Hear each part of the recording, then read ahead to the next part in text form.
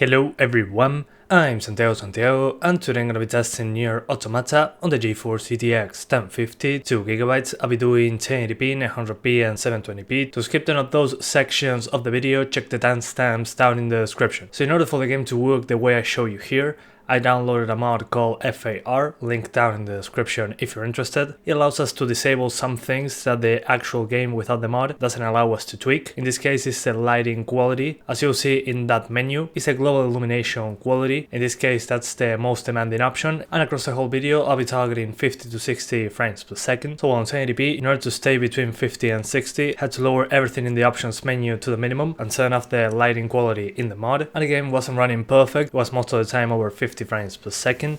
There are some stutters every now and then that I'll explain at the end of the video, but overall it was a great experience nonetheless. Then when I switched to 900p, I keep shadows on medium, effects on high, and the ambient occlusion option enabled. I'll explain more about those options later in the video once again. And the lighting option I'm using low, in order to maintain once again 50 to 60 frames per second. And finally at 720p, in order to maintain 60 frames per second most of the time, I kept everything maxed out except in the lighting quality in the mod. I kept that on medium to maintain a more consistent frame rate, but you can get away by using high settings. You'll just get some extra drops below 60 frames per second, especially in battles with many enemies on screen. And I'll quickly talk about the options menu. Unfortunately, we have very few options. The ambient occlusion option is the most peculiar one, because if you enable that, you get ambient occlusion as usual, but it also enables some post-process anti-aliasing solution, which looks very good. So I recommend you enable this just for the sake of having some post-process AA enabled. The anti-aliasing option, which is 2x, 4x or 8x,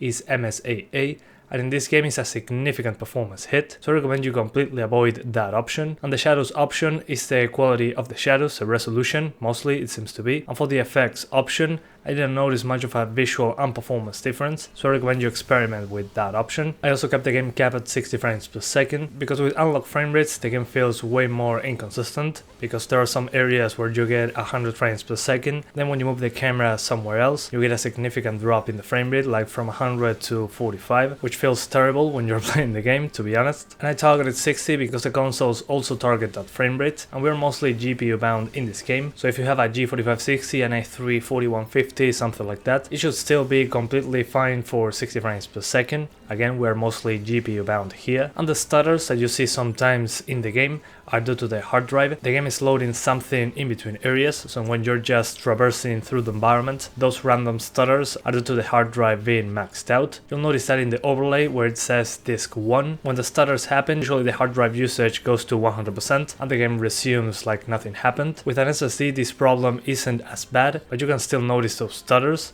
So it seems to be just the game loading something very quickly and the hard drive just gets maxed out. Again, with an SSD it's better, but it's not fixed. But yeah guys, that's pretty much it. I hope you keep enjoying the video, thanks for watching and see you next time.